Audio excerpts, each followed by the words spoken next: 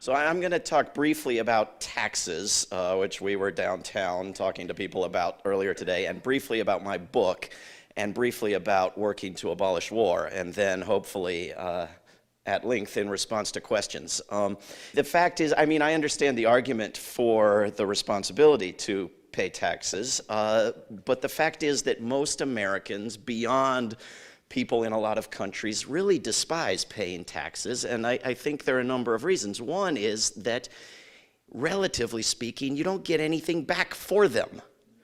There are places on this earth where you can pay taxes and get guaranteed free education, preschool through college, guaranteed health care, retirement, vacation, decent energy infrastructure, parks, laws that require parental leave and vacation leave and secure life. And in these places there are longer lifespans and greater happiness and greater security from not having to struggle. And I can imagine living in such a place and paying taxes and really appreciating paying taxes. Another reason is that in this country, people increasingly are aware that billionaires and corporations are paying taxes at a lower rate than they are, including many corporations that are paying nothing in taxes. So there's incredible resentment, and because we've been taught to praise the billionaires for their so-called success, even if they cheat to get there, all the resentment goes to the IRS, you know. But I think the third reason that people are perhaps a little less aware of and a little less conscious of is that taxes were created for a reason, and it was supposed to be temporary, and it was supposed to go away, and the reason was war. And taxes were not created in this country until there were big wars. And they were not created for most working people for most of those wars. They were created for the corporations and the wealthy and the war profiteers. They were created for the War of 1812, and then they went away. And then they were created for the First World War, and then they went away. The income tax didn't show up until the Civil War, where it showed up on both sides of the Civil War, but then it went away. But it was an income tax for people with huge incomes. You didn't get taxation of ordinary people, of most Americans, until World War II, during which a Disney cartoon informed Donald Duck that you must pay taxes to defeat the Axis. And Irving Berlin wrote a song that said, "You see those bombers in the sky, Rockefeller paid for them, and so did I." And taxes were called the victory tax, right? And all of that was supposed to go away and never did. Just like you were supposed to stop occupying Germany and Japan someday, and you were supposed to stop building masses of weapons and conquering new territories and putting new ships in new waters and dominating the globe someday, and it never happened. I mean, World War II is still going on, and one of the ways in which it's still going on is taxes. So people in the city of Seattle are going to send about $4 billion to Washington, D.C. just for the Department of so-called Defense just this year, and then another pile next year. It doesn't count so-called Homeland Security, doesn't count nukes in the Energy Department, mercenaries in the State Department itself as a marketing firm for weaponry, the Veterans Care, all the rest of it. So many billions of dollars, and you don't get much for it except for death and suffering and hatred of this country in a number of foreign countries. The book that is for sale is called War is a Lie, and it's meant to be a handbook to prepare people to recognize war lies when they see them, so that they don't have to wait decades for papers to come out and Freedom of Information Act requests to be answered and to find out that a war was based on lies, that we recognize them when we see them. And so it looks at types of lies, lies that wars are defensive, for example, wars like the vicious aggression against Iraq in 2003 are sold as defensive.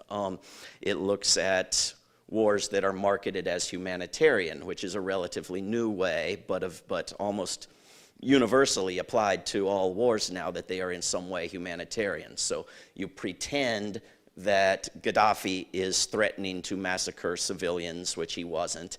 You get a UN authorization to protect them.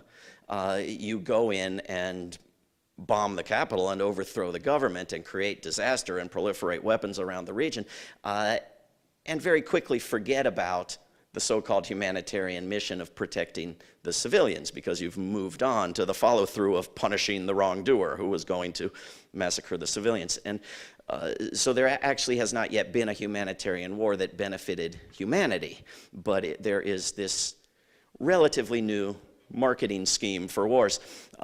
In the book, I look at numerous types of lies that are used to start wars, continue wars, make wars seem better after the fact, escalate wars, and I look more than at any other war at the wars that people tend to say are the good ones, and of course World War II more than any other. And if you want, we can talk about all the reasons that World War II was not a good war. But the US government understands more than history teachers, I think, the value of maintaining the lies and inventing new lies about long past wars. So President Obama is the first president who has declared the war in Korea a success. You know, after decades of it being a futile, stupid draw, they have, the Pentagon has a multi-million-dollar program now to tell lies and exaggerations and beautify the war in Vietnam. And Veterans for Peace is doing a wonderful job of countering some of that, and they've got a paper out on the table here. They're building a World War I monument in Washington, D.C. Of all the stupid wars you can make monuments to. And so then in the book I also look at actual motives, right? So if the wars weren't really to defeat ultimate evil and defend ourselves and protect the civilians and enforce the rule of law and be the global policeman and support the troops. You know, once the war is going, it's for the benefit of the soldiers sent to it to support the troops and continue the war, which, by the way, has not shown up once in a single private email from Hillary Clinton. It's, you know, shows up only in public justifications for wars.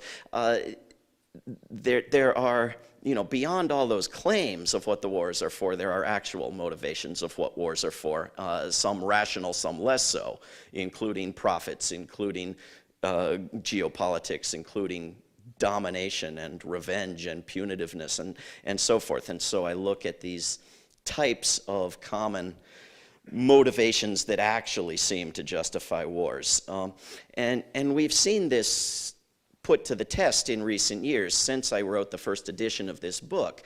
In 2013, as revealed by Seymour Hersh later, President Obama had committed himself to a massive bombing campaign of Syria and had promised John McCain and other senators on the Hill that this was going to happen.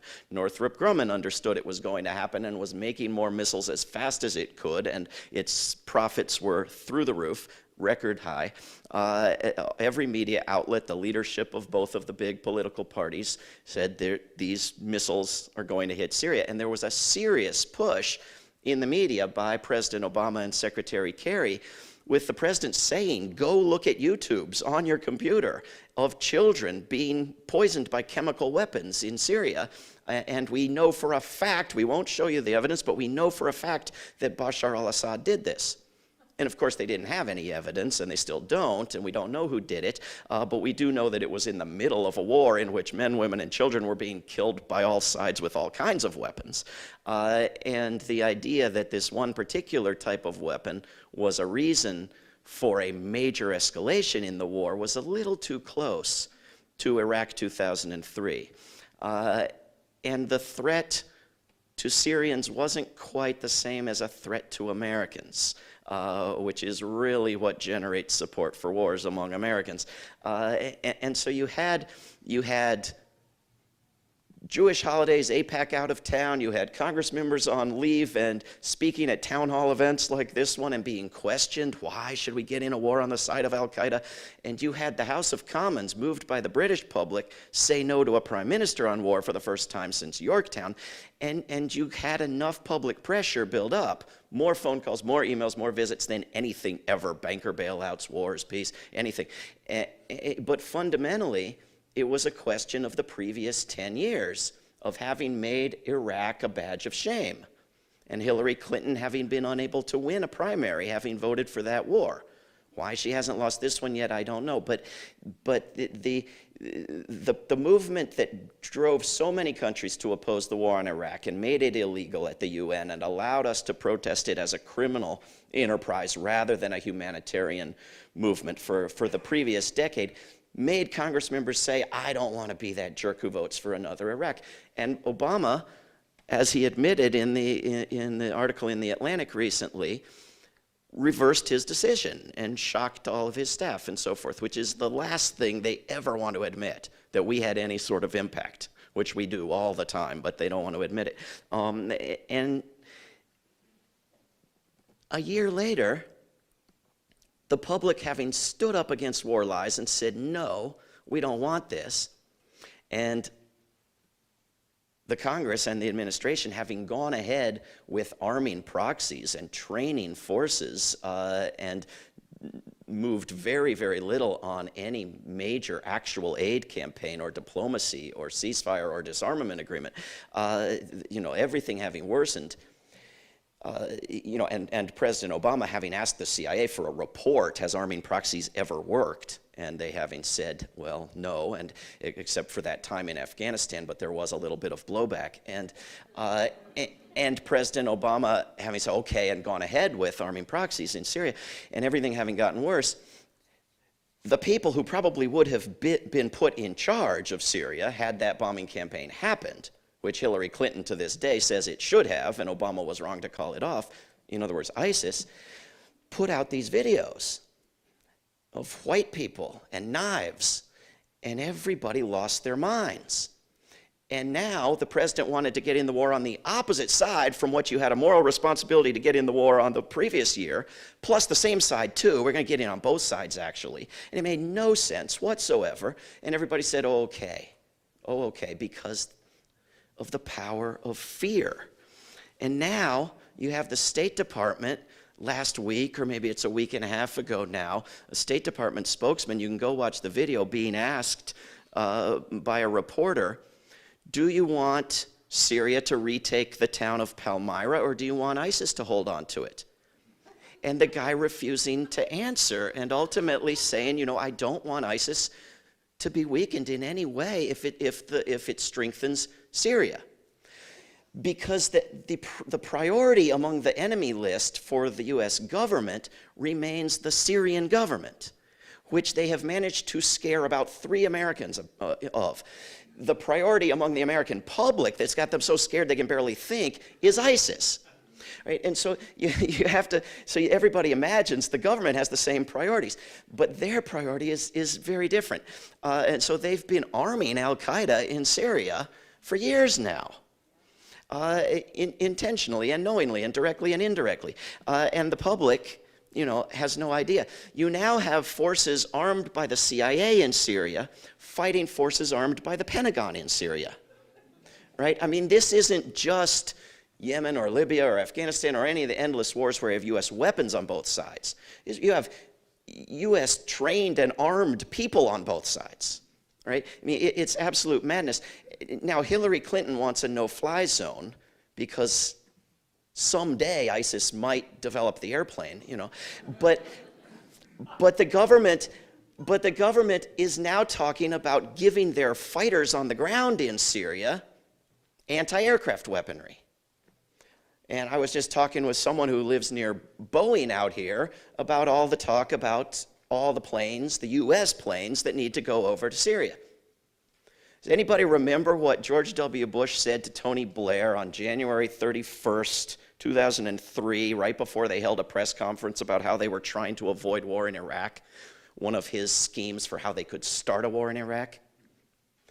He said, let's paint some planes with UN colors and fly them low and see if we can get them shot at. Right? So why give anti-aircraft weaponry to people on the ground in Syria? And what happens when they do shoot down an airplane? So work to be done in that theater, if I may use the term. In Iran, the peace movement has been stopping an attack on Iran for so many years that we now have a very strong argument that says every time they bring up we need to urgently attack Iran, why, when you've been saying that for years and we haven't done it yet? Can't we wait a few more years? Because we stopped it in 2007, we stopped it in 2015 against all the lobbying efforts of billionaires and AIPAC and the demand for war, but stopped it in a possibly Pyrrhic victory because both sides, you know, were telling the US public the Iranians are trying to build nuclear weapons and they want to kill us. Therefore, one side said, we must attack them, or therefore the other side said, we must establish this agreement and have good inspections and so forth. But both sides lying. And the public left in a worse place than before, except for the fact that the war has been held off for yet another year. And the longer it's held off, the more the claims of urgency, which is one of the standard lies with every war. It's urgent. Because if you don't do it urgently, somebody might think of something else you might do. You know, if you have to attack Iraq because if you give the inspectors another week, they might swear there are no weapons. The urgency doesn't hold up with Iran because we keep stopping it. I've done a lot of these events now the past week or two, and I asked this question last night in Bellingham, and nobody could do it. I bet somebody here can do it.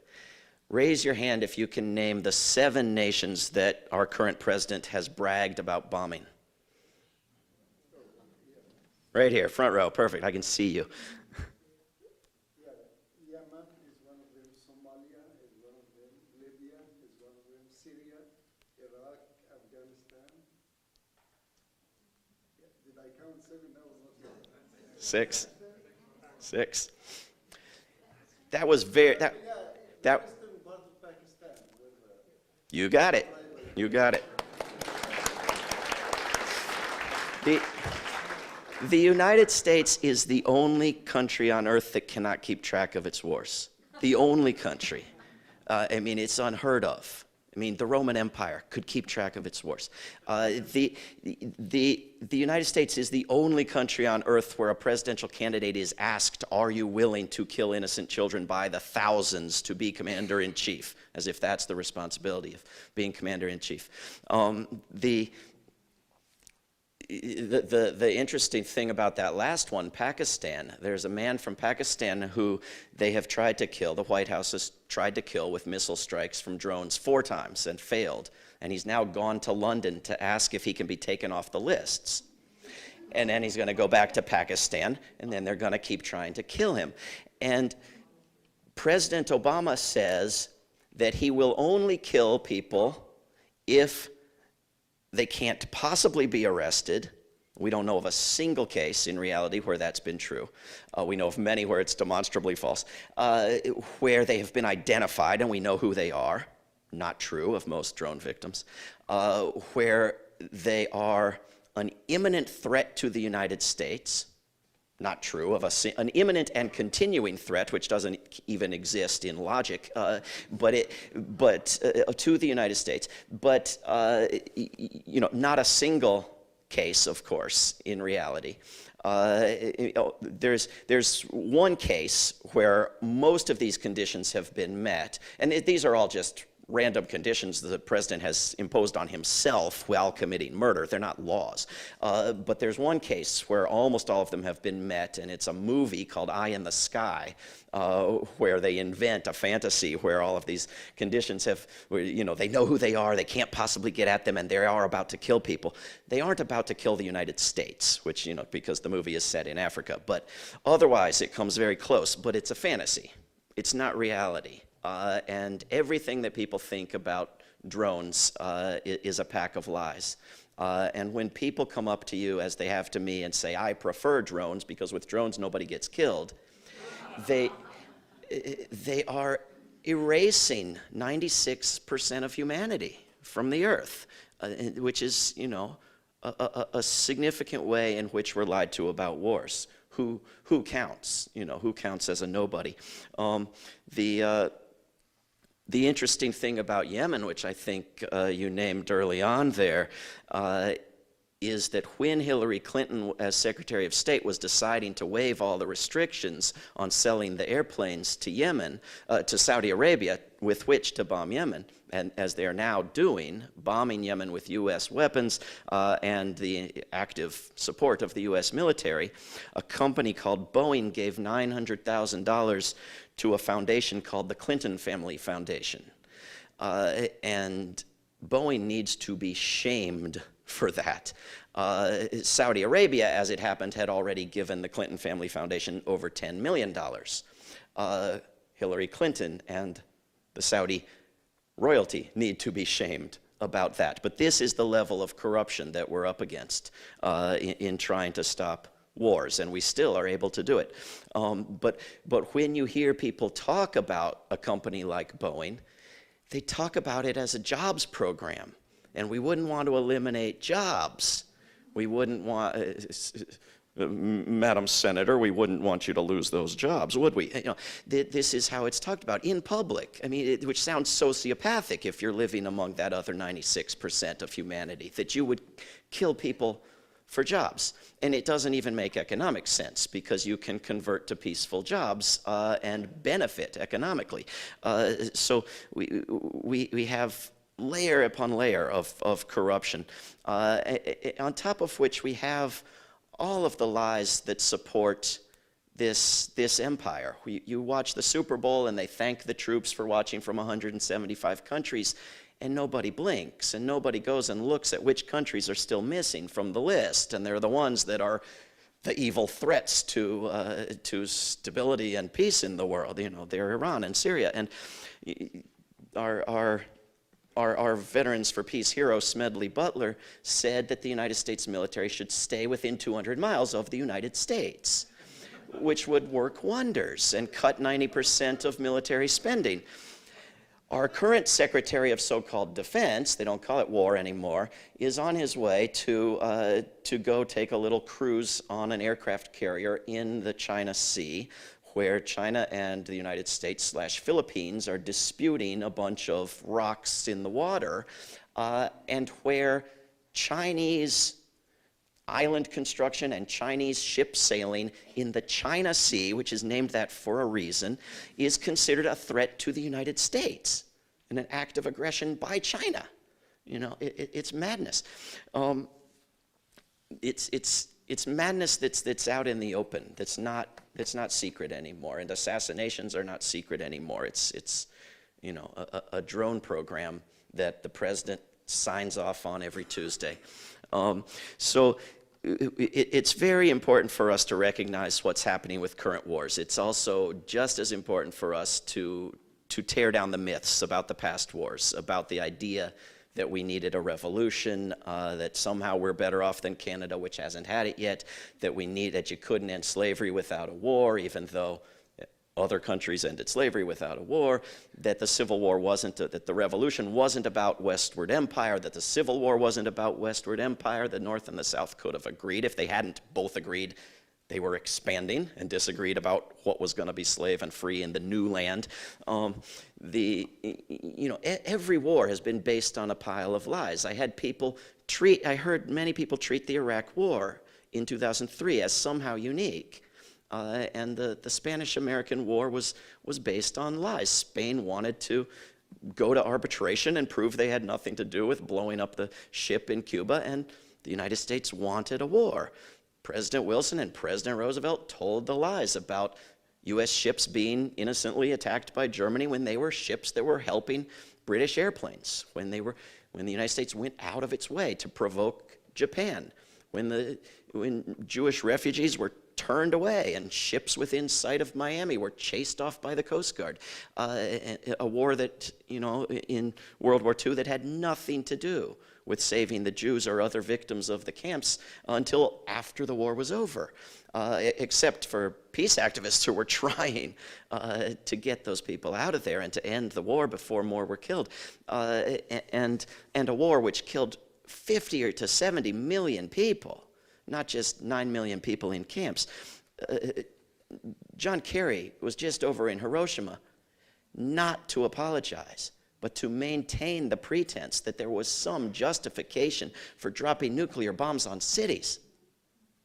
When there wasn't. There's no dispute. There wasn't, and they knew it. And now the United States is building what they call smaller, more usable nuclear weapons.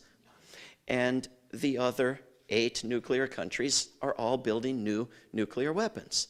And there is a growing movement to ban nuclear weapons. And there's legislation I just saw today in the Netherlands to ban the nuclear weapons from and get them out of that country, which Scotland was about to do if it got independence. There is a movement going in both directions on nuclear weapons, and it matters very much who wins. There is also a growing movement to end all war. And this is what I've been working on with a project called World Beyond War.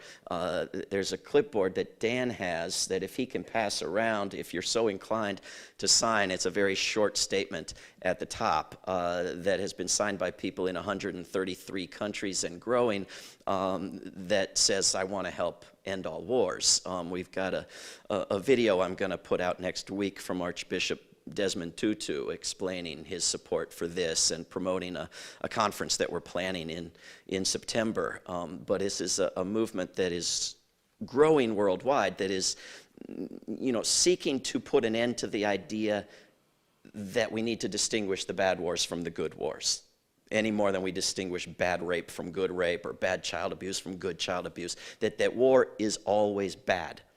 And to tear down the arguments that are, much more prominent in this country than in most places, that war is inevitable and natural. The fact is that at least 90% of people on Earth are represented by governments that put radically less into wars and militarism than this one, in many cases nothing. 99% of people in the United States and more have nothing to do with participating in wars and want nothing to, 44%, I think, in a poll of Americans said they would participate in a war. Well, what's stopping them? We got more wars than we can count. They don't actually they want to think of themselves as participating in wars. There is not yet a single case of post-traumatic stress disorder from war deprivation. There is the top killer of U.S. troops is suicide after they come home. Right? The idea that there's something natural or inevitable about this is just sheer madness. So we've created this organization to try to nudge the peace movement in the direction of talking about ending particular wars as models for ending all wars, and stop saying things like, let's end this war so we're more prepared for better wars, or let's stop the wasteful weapons that don't work. I love the wasteful weapons that don't work. I want to stop the efficient weapons that kill. Let's talk about it as abolition of war and not as, just opposition to particular little bits. And let's make it global. And let's work with other countries. The people in Okinawa who have just stopped a base for the moment, let's support them. Let's go after Ambassador Kennedy and President Obama and make that stick and close the other bases there too. And let's build a bigger coalition. The top destroyer of the natural environment is something that the biggest environmental groups will not touch. The top consumer of petroleum on Earth is the United States military. It would rank number 30-something in a list of nations if it were a nation.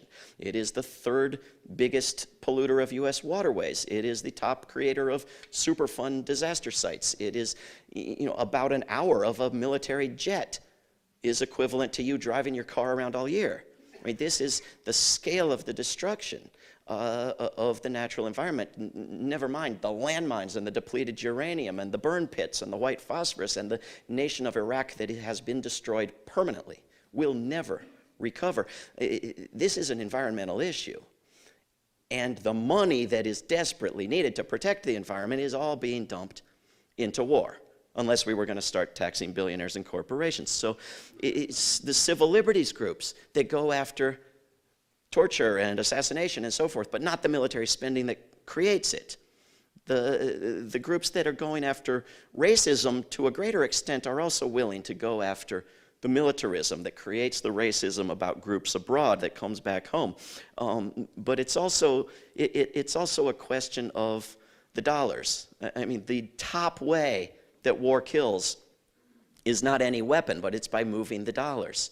Tens of billions could end starvation, clean drinking water, green energy, infrastructure, education, in this country and abroad. $1 trillion a year just from the United States on this criminal enterprise. I encourage you to go to worldbeyondwar.org to sign your name there if you don't get the clipboard, and to check out the arguments and give me feedback on what we should improve in the resources there. But we've just set up a contest there where you can help the United States Air Force name its new bomber, and because they created a contest, but you had to be in the Air Force. So we wanted everybody to get a chance, and I cannot decently repeat some of the names that people have, but you can read over 500 or 600 names at this point that have been suggested. And also, probably next week or soon, we will have information about a big conference we're going to have in September on alternatives to war in Washington, D.C., but we're going to be giving people the tools to do similar events everywhere else. And one of the many, many speakers already lined up for that is former Congressman Kucinich. So we will be looking forward to seeing him. And I would love to answer as many questions as I can, and thank you very, very much for coming out.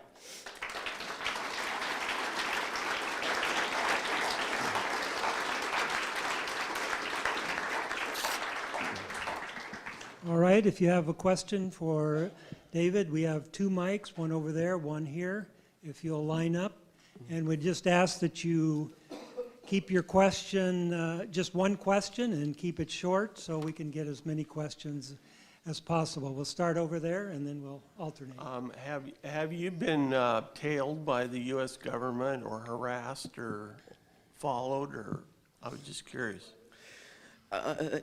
Not in any significant way that I'm aware of, although I wouldn't know, probably. I will say that on one occasion I was going to a peace rally in New York City on an Amtrak train, and I was online emailing with the organizers at the rally in New York City while I was on the way. And when I got there, some of the police officers came up to me and the other people I was talking to in person at that point and started making very clear that they had been reading those emails.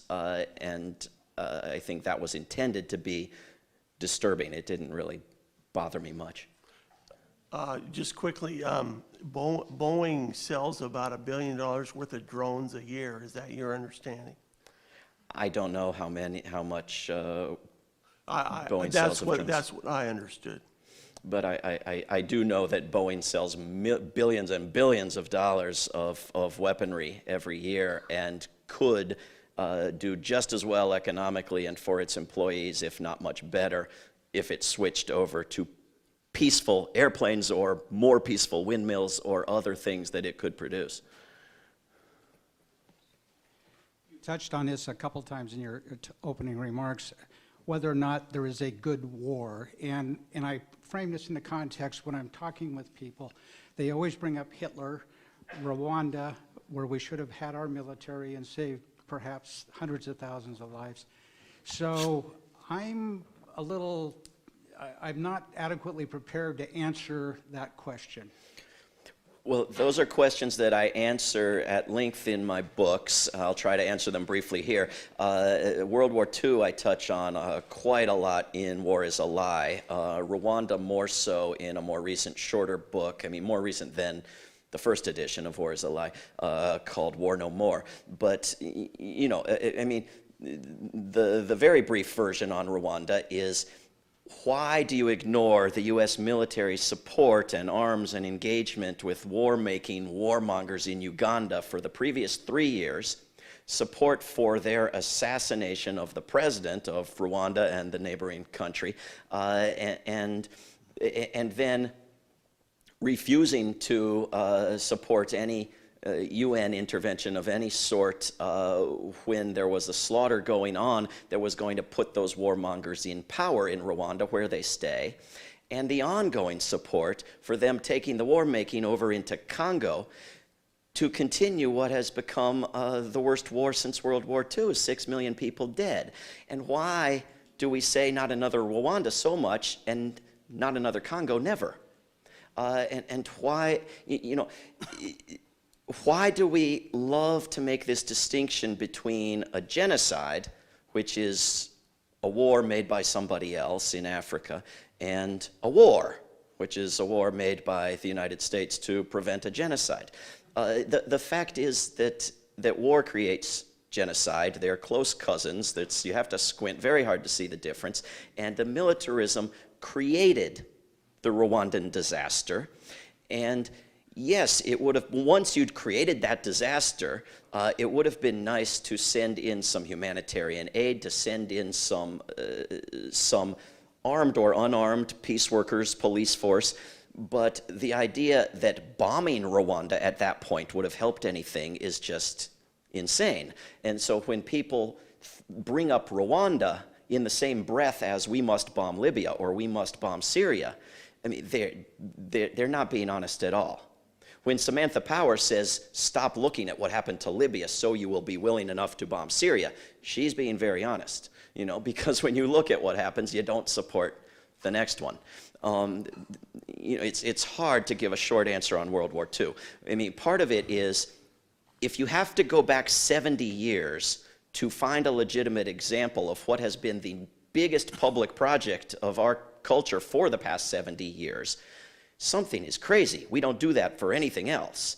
And you're going back to a world that is radically different, completely different types of colonialism and empire and military and wars, and to draw lessons from then to now is quite a stretch. But then to refuse to go back 80 or 90 years, to refuse to say, why did World War I have to be ended in a manner that many wise people predicted on the spot would create World War II, almost down to the date in some cases, and why did Wall Street have to go on funding the Nazis for decades as preferable to the communists, and why all the bad steps leading up to World War II? And then once you got to World War II, why the pretense by the United States that it was threatened? Why Roosevelt with the forged map of the Nazi plans to carve up South America, with the forged Nazi plan to eliminate religion from the world, and all of the lies and the provocations of Japan fulfilling the promise to Churchill, and Roosevelt drafting a declaration of war against both Japan and Germany on the night of Pearl Harbor and being talked out of Germany. And then to take the very worst thing that has ever happened in the world in any short period of time and claim that it's somehow justified by something else because of the evil of one party to it, when most of the nations involved killed more innocent people than were killed in those camps. Germany killed more innocent people outside of the camps than in the camps. The United States killed more innocent people outside of the camps than the Nazis killed in the camps, and so forth. The United States cared, the government, not lots of good people, a minority, but lots of good people cared, but the government cared not a damn for the Jews or the other victims of the Nazis in the years leading up and during the war. Not a single diplomatic effort or military effort to save those people. It wasn't about that at all. It had nothing to do with what we think of as justifying it these many years later. As the myths about humanitarian war have overtaken the myths about defensive war, so that people will defend World War II because it was to save the Jews, when it wasn't. It wasn't. It had nothing to do with it. And you had peace activists in the 30s and on, marching in the streets in this country against the provocations of Japan and demanding that the Jewish people be saved from the Nazis. And the nations of the West meeting in Geneva and deciding not to accept the Jews. I mean, the Nazis wanted to send them all out. not kill them all, which is insane, but better, and nobody would take them.